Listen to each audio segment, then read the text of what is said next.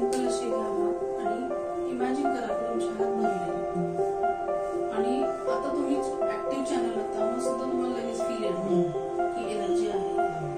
तर हळूहळू तो हात राऊंड शेप मध्ये ओव्हल करून हळूहळू टर्न करायचा आणि हा वरती घ्यायचा आणि नंतर परत त्याला कम्प्लीट करायचं.